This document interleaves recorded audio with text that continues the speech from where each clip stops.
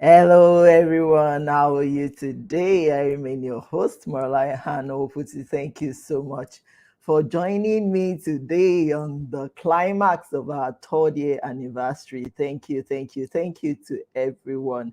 Um, I'm so excited about this third year anniversary, even though we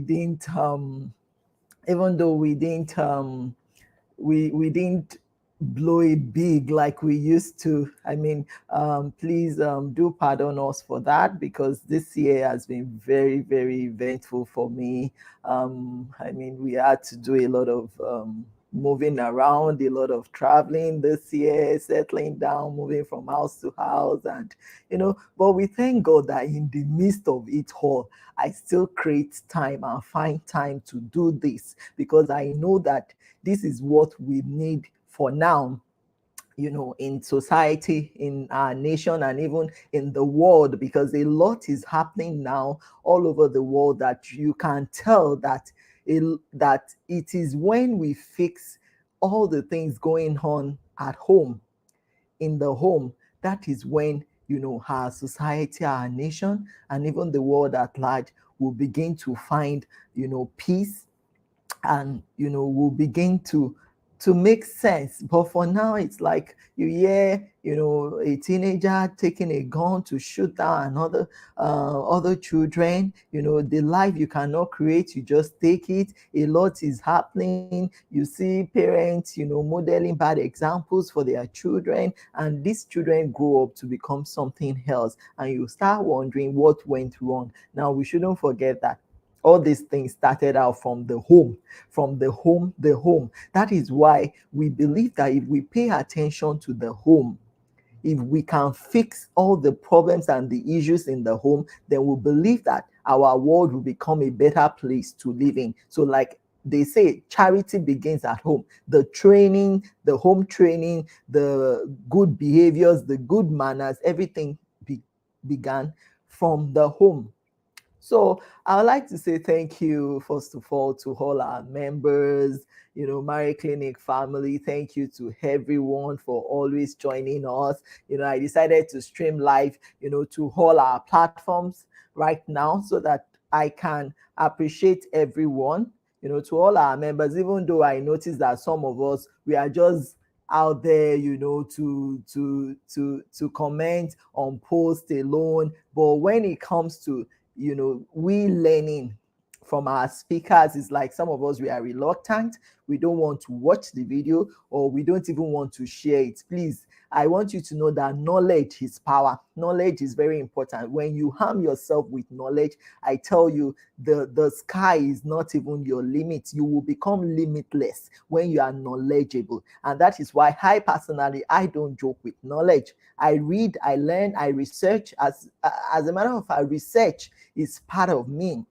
It's part of my core. So I try to demystify everything that looks like a mystery to me by diving into the knowledge. I go after the knowledge about that thing, and before I know it, everything becomes like as simple as ABC. Why? Because I've taken time to research these things out and to ask myself, why is this thing the way it is? Why are things going the way it is? Now, when you know the why, then you will know the how. So I would like to say once more, please, let's take time out to watch these videos, because we are doing all of this for you. Whether you know it or not, we are doing all of this for you. It costs us money to put these programs together. Yes, it costs us time, it costs us resources. All the 4 days we've been running this program, I could have been elsewhere. I had other places to go. As a matter of fact, yesterday I had to juggle between 3 to 4 places at the same time, very early in the morning before the program, and I still had to make the program. Even today, as soon as I'm done here, I still have places to go. So in the midst of it all, I still create the time to do this, because I know that there are families out there, there are couples out there that need to hear all this information that we are putting out there. Our marriage clinic is not a place where you just come to say, oh, let me just read their post and comment. No, it's a life transforming place. It's a place where you have come to learn, and that is why I say that it's a resource center. It's a one-stop place for marital solution, where you will get all the information you need for whatever challenges you are going through in marriage. And that is why I always encourage us, please do go subscribe to our YouTube channel. It's not because of maybe the little income that come from there, because by God's grace I am blessed, my family is blessed, so we necessarily don't need that. But it's because we know that place has a lot of resources that can help you as an individual that is planning to go into marriage, that can help you as married couples that is experiencing turbulent seasons in your marriage. There is no way you will go to that YouTube channel that you will not find one resource or one video there that can help your situation. You will always get a lot. Even in the past few days, our speakers, they've been very, very phenomenal. I mean, the teaching, starting from Moriah, mother-in-laws, to Dr. Olumide Emmanuel, to Kunle Pelemo, to Abiola Salami. I mean, they all spoke well. I personally learned a lot from all that they said. So today, I am going to be speaking on you love marriage, you love the concept and the idea of marriage, then you have to embrace the work. So like I said earlier, thank you to everyone. Thank you to all our members. Please do us a favor by sharing all the videos, and you go there to watch it, please. We have to go and watch. We need to keep learning. As a matter of fact, the day you stop learning, you start dying. Knowledge is what keeps us alive. The fact that we keep seeking after knowledge, we want to know and we want to keep knowing, is what keeps us alive and makes some big situation or big problems look very simple to some of us. That is the truth of the matter. So knowledge is empowerment. Knowledge is power. And thank you to all our moderators. I would like to say thank you to every one of you, all our moderators at Marriage Clinic, for your time approving new joiners. Thank you for all that you do. And I would also like to celebrate everyone, all our speakers, everyone that has always been there for us. Thank you. And I celebrate my own husband as well, and my kids, for giving me peace at home, for helping me to focus on this, because I tell you, if I don't have peace at home, then I won't even be thinking of doing anything like this. But I mean, it's been a strong support in my life, in whatever I do, and he's just been there, and I do celebrate him. And I know that one of these days, when we are fully settled down, we will feature life, I mean, as a couple and as a family, on some of our program, because I tell you, he is also loaded. He's loaded. As a matter of fact, he's my mentor in some of these things. When you hear him speak, you will know that he's well experienced, in this area. So I would like to say thank you to everyone. Thank you. And I promise that our 4th year anniversary, our 5th year anniversary, I mean, by then I'll be fully settled and I'll be able to focus on, chasing all our global speakers. And I tell you, you will be learning a lot. We are not doing this for self-aggrandizement, but we are doing this because we want the home to become transformed. We want married men and women to do marriage better. We want the singles to get it right in marriage. And when all these things begin to fall into place, I tell you, we will have a better society and a better nation. So back to my topic, I said that I'm going to be talking about you love marriage, you love the concept of marriage, then you need to embrace the work. Let me tell you something. Marriage, in summary, can be termed as work. Even though some will, when they hear, oh, marriage, what comes to their mind is, oh, love, oh, sex, oh, romance. See, marriage is more than, oh, the butterflies flying in my bellies. Marriage is much more than the romance. Marriage is much more than love. See, marriage itself is work. Because for a very long time, people thought that when they get married, all the problems in their lives, will go into extinction. They won't have any problems again because the person they are getting married to will come and take their problems away. No, that is a big mistake some of us are making, both men and women, especially the women.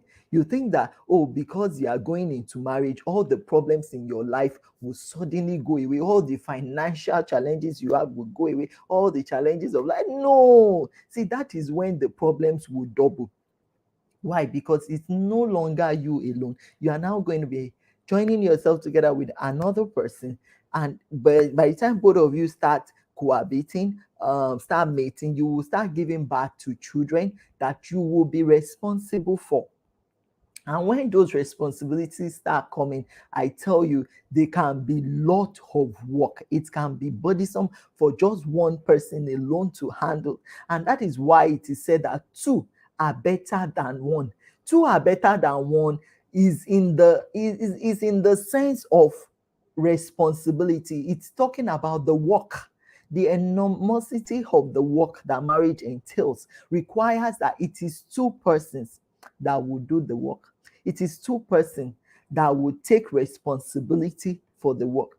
And that is why, see, it is not, oh, the butterflies flying in my belly, that keeps marriage. It is not even, oh, the sex, oh, let me give him all the styles he wants or she wants, that keeps marriage. No. What keeps marriage is the commitment, is that sense of responsibility to know that there are things to be done, there are things to be fixed, and you will fix it regardless of your gender, regardless of who you are. Even though at times we, the women, we need to wait on the leadership of our husbands, but I tell you, there are some men that love initiative, that love women who can take initiative, women who can hold the house, that can hold the home for them when they are not there.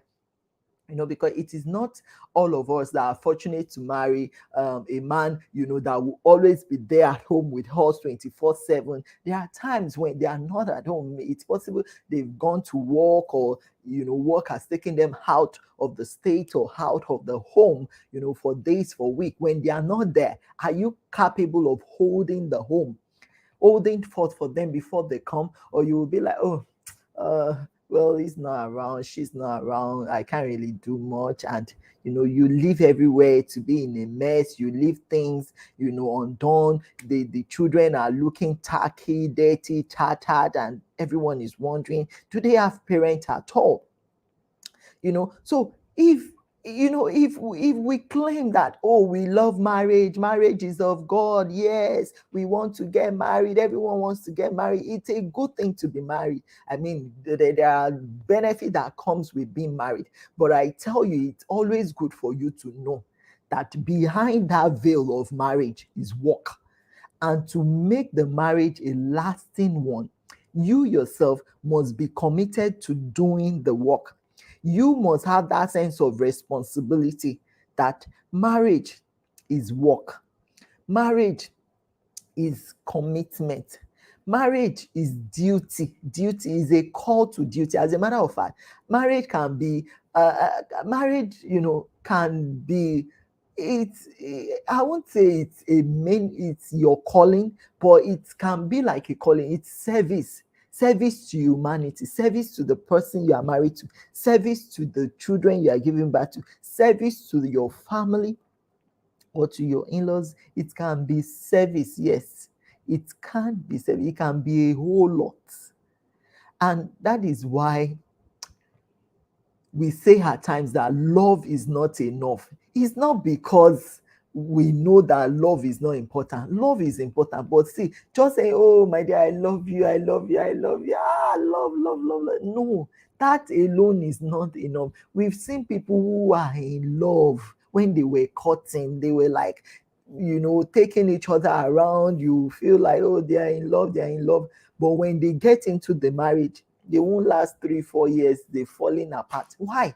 It's because there is one of them that is not ready to do the work that the marriage entails. See, because marriage will call it will call for hard work. It's called to duty. It will call you to so many things. It will call you to a higher life, to higher maturity. It will call, it will call you into a realm of sense of responsibility. It will call you into a lot of things. And when marriage is beckoning on you that come, this is work, you need to come and do it. Are you willing to do the work? Or you are the type that check the work that comes, with marriage? As the head of the family, you check your work. As the wife, who is supposed to be the supporter, you check your work. You don't want to do anything to make the marriage work. If you are not ready to do anything to make the marriage work, I tell you, the marriage will not work. The marriage working is dependent on the two people that are in the marriage.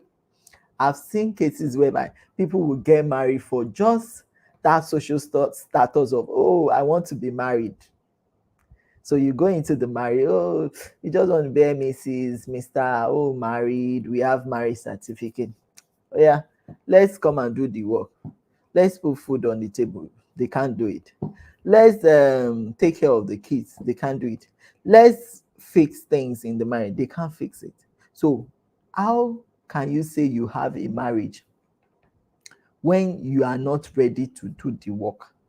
I mean, the same way some of us, we take on jobs in our offices. You know that the reason why you are taking up that job is for responsibility. It's not just because of the salary you want to earn, because that salary will also help your social status. But you know that the only way you will get paid that salary, the only way you will earn that salary is to do the work. That is how marriage is. See, you can't escape the work in marriage. And the work in marriage can be laborious. I mean, it can be laborious. It can be a stressful one. And that is why I always say that in this work of marriage, we are all co-laborers. We are all co-laborers. Not one person is exonerated from the work. The man that is trying to go out there, to fend for his home, to make sure that the home is not lacking anything, he is not having it easy out there. He is doing his part. And if you go ask him, he will tell you that, wow, it's really challenging out there. It's really laborious for him out there. And even the woman that is sitting at home, or that will still go to work yet come back to take care of the children, to hold forth at home, to make sure the home is running, if you also ask her, she will tell you she's not finding it easy, fulfilling her home part of the obligation. She's equally not finding it easy. And that is why, as a husband and as a wife, you need to show gratitude. You need to be grateful to your partner, to your spouse. You need to learn to show them that you are thankful for all that they are doing, even though it might seem like you don't have all you need for now. But the little they are able to put down, thank them for it, because gratitude really will make it to multiply. When you are grateful, they will feel encouraged. They will feel appreciated. They will know that this person knows the value of what I'm doing. This person is appreciative of all the sacrifices I'm making. Whether you are the man, whether you are the woman, you need to be grateful to your spouse for all they are doing, whether they are helping to keep the home, whether they are helping to train the kids, whatever it is they are doing to contribute, to the running of the home, or to make the home front work. You need to be grateful to them for it. You need to thank them, show appreciation. Now, when you do this, they will want to do more. They will want to do more. So, like I was saying earlier, it is not the sex that keeps the marriage. No, it is not, the I love you, I love you, I love you that keeps the marriage. No, it is not the butterfly that keeps the marriage. No, it is that commitment in doing your own part. It is you discharging your duties that make marriage work. Because I tell you, no man or no woman will see you working day and night to see that everything works well in your home, in your marriage, that won't treat you well. These men, no matter how crazy some of them could be, or because some women believe that, oh, all men are cheats, all men, there are some of them, no matter how crazy they had, no matter how cheating is running in their blood, they can identify and recognize a woman, that has come to make a difference in their life. Yes, they know the difference. They can tell that, this woman, she's a treasure. She's a diamond. If I miss this woman, if I throw away this woman, they know that their life will never balance again. Yes. So you need to make yourself that type of a man or that type of a woman that if someone should lose you, or if someone should miss out on you, they may never get it back. No, they may never get themselves back, not even in 10, 20 years. So you should make yourself that kind of a spouse that they cannot get anywhere. They can't get another kind of you. And that is the truth. So these men know it. And some of these women know that, this my man. If I should lose this man, I don't think I will find another man like this. So if God has blessed you with one that is willing to do the work, that is ready to do the work, that when duty calls on him to do the work that marriage entails, to come and fulfill his obligation or our obligation in the marriage, they are not reluctant, they are ever ready to stand up and do the work. When you have someone like that, I tell you, you need to hold them tightly. You need to appreciate them. You need to meet them halfway. Don't stress such people. Don't nag such people. Don't take such people for granted. As a matter of fact, pray for them. Because when you pray for them, they will prosper. Their ways will become prosperous. Their ways will open up, and they will be able to do more for you. But when you are the type that all you know how to do is talk down on everything, nag, nag, nag, nag, talk down on everything, but you are not ready to do your bit, to do your part, I tell you, you may end up not having a marriage again. Because all these, my marriage has failed, it doesn't just happen overnight. It's accumulation of issues that you refuse to fix, accumulation of responsibility that you refuse to embrace, is what give rise to marriage failure. When you want to enjoy the benefits of marriage without doing the work that comes with it, I tell you, you can't have a lasting marriage. It's not a curse, it's just the law of life. And I tell you, in marriage, a lot happens. Life happens. While you are going through the journey of the marriage, things will be happening. As you are experiencing life, your spouse is experiencing life, things will be happening. Your children too will be experiencing life, things will be happening. How mature are you to handle all these situations that are happening in your marriage? Are you the type that you are not reliable? Your spouse is going through the storms of life. Maybe they've just lost a mother or a father or a sibling, and you are there. You are not even comforting them. You are not even helping out. You are not there to support them, to stand by them. What kind of a spouse are you? Or your spouse is going through one of the most difficult times in their life. Probably they are pregnant or giving birth to a new baby. You are not there, and you claim that you love. I mean, these are little things that we do that get the other party irritated. Like, does this person really love me? Am I truly in a marriage or in a mirage? Because the way people do marriages these days, I keep wondering what is happening, what is going on. So is it that we just want everything to fall on our laps without doing anything? Even before everything start falling on your lap, there would have been some work you would have done. Some of us do say, I've done my homework. When some people say, oh, I've paid my dues. Yes, some of us have paid our dues. When we were paying our dues, you didn't know that time when we were paying our dues. So now when it's like, oh, everything is just falling in place, everything is just falling on his laps or on our laps, that is what people see.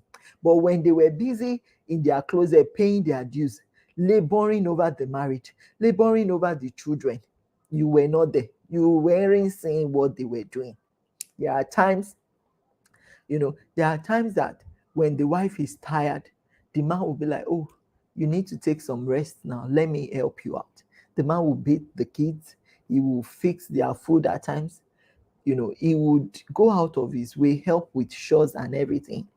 And at the end of the day, God is now blessing the man, or God has even,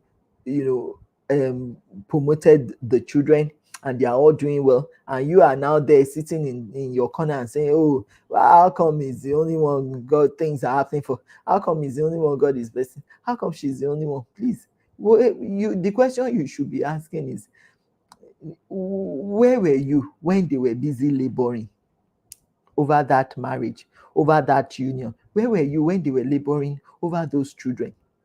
So rather than you saying, oh, everything is just falling in place for them, you should be asking, what are they doing differently that you are not doing?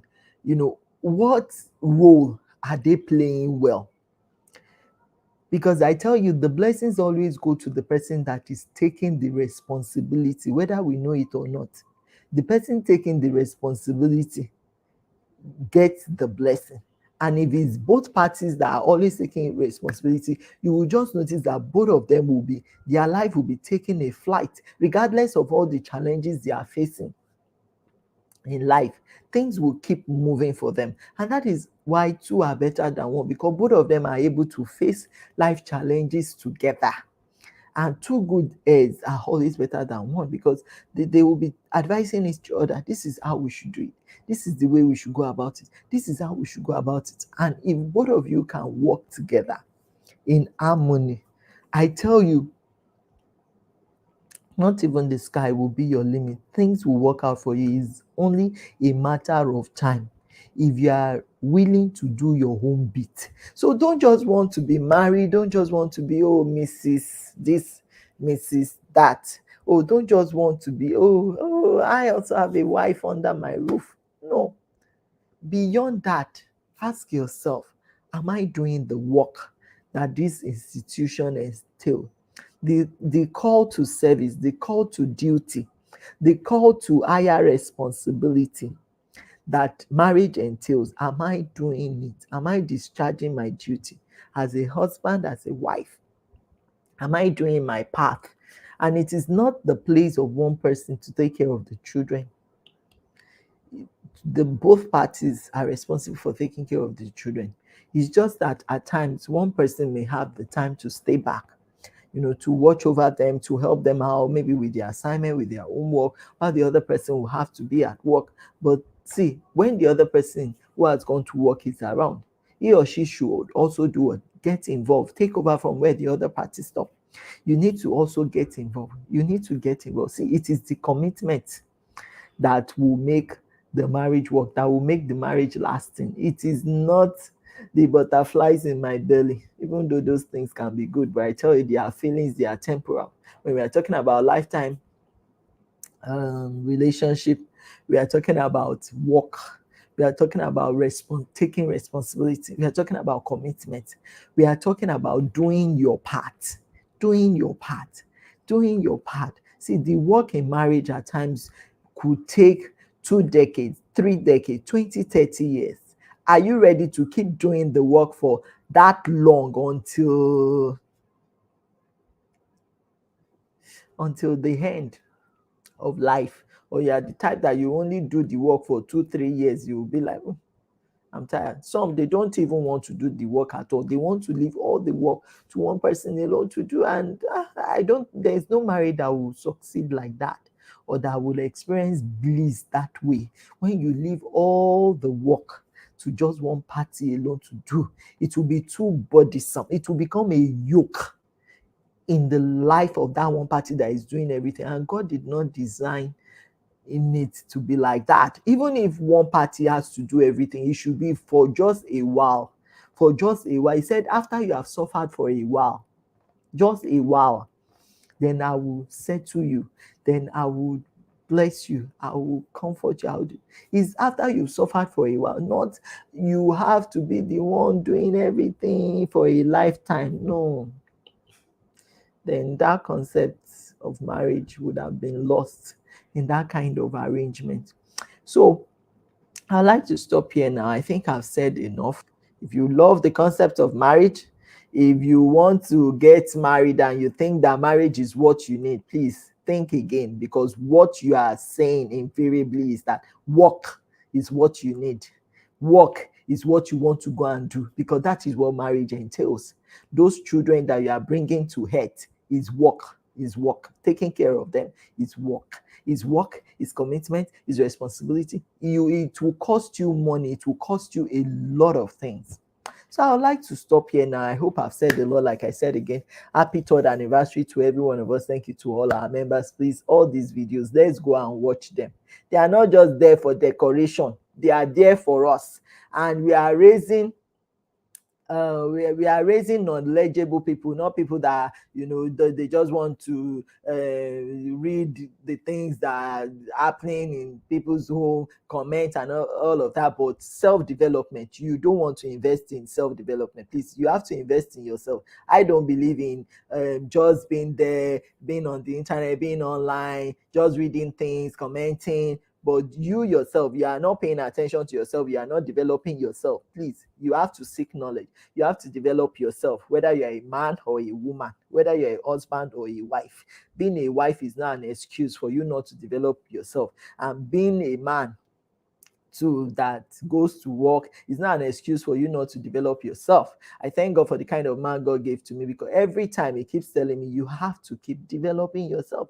And he will make sure that you are actively developing yourself, because he will keep reminding you, see, where you are going to is not where you are right now. You still have a lot of ground to cover. You still have a lot to do. And for you to get there, you need to keep developing yourself. So if you can be fixing yourself on a daily basis, if you can do things that can help to fix yourself, fix your character, address your habit, your lifestyle, I tell you, things will always get better. You will earn the respect of that your partner or that your spouse. And before you know it, things will fall into place. Even life itself will smile on you. God himself will bless you, because he can see that you are making effort to become a better person. You are making effort to become humane, and to see that humanity part of you, the humaneness in you, come alive. It is very important. That humaneness in us will come alive. That is why at times I wonder if some spouses have conscience with the things they do in marriage. You'll be wondering, does this man really have conscience? Does this woman really have conscience? It's because the humaneness in them is dead. But when you develop yourself, that humaneness in you, it will come alive. That you, before you even do some things to your partner, you will think twice and you'll be like, no, I can't do this to this man, I can't do this to this woman. And be someone that can be trusted, that can be reliable. Don't be the type that you will tell your husband you are going to market, but they will see you in an hotel. No, that is not good. Marriage cannot work that way. You have to make yourself someone that can be trusted. And you, the man, you need to make yourself someone that can be trusted as well, and someone that can be reliable. Can your wife rely on you? Can your children rely on you? And you, the woman, can you be trusted too?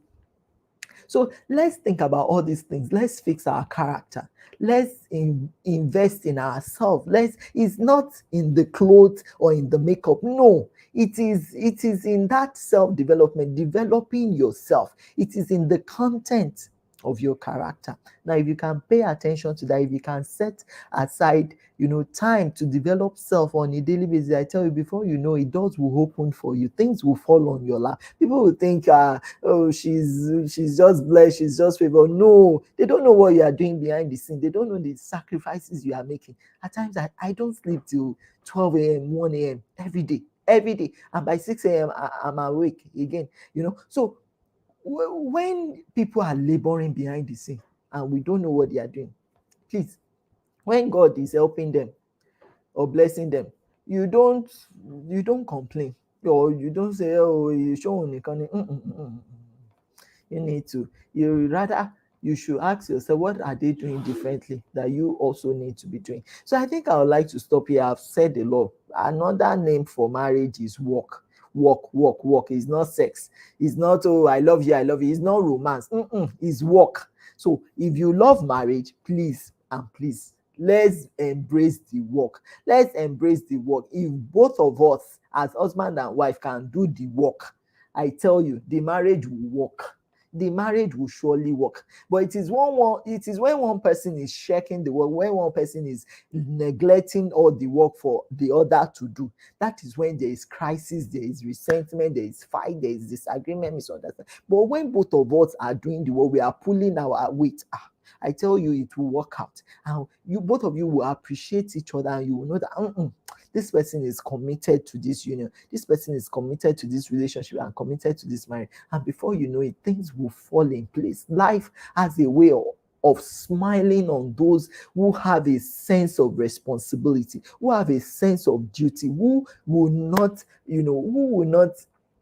abandon their responsibility for one person to do. Life has a way of smiling on them. I will not stop saying that because it's something I've seen. When you don't when you don't push away responsibility to the other person, when you try to take responsibility, you fix things and you make sure that everything is running well in the home. See, God has a way of blessing you.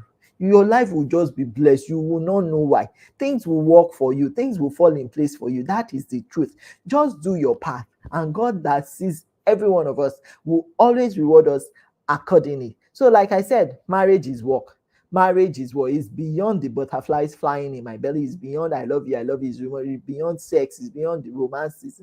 It's the work that keeps the marriage going. It's the work that makes the marriage last. It's not the I love you, or calling you on it. That is not what makes marriage last. Is your ability to do the work. Is that your commitment, that your sense of responsibility, that your sense of duty to making to making the home run, and to say that the marriage works out. That is what will make it work. So I'd like to stop here. I think I've said a lot. I will just close on this note. And I've said a lot. Thank you. Happy 3rd year anniversary. Our 4th year anniversary, by God's grace, will be to be the bomb. It will be the bomb. Our 5th year, by God's grace, by then, everyone would have been settled. I think I would have gotten a lot of things together, and we'll be able to run and fly with global leaders, global speakers. I'm promising us it won't be the same again, by God's grace. By then, our studio as well would have been set, and we'll be fully ready to go live at any time too.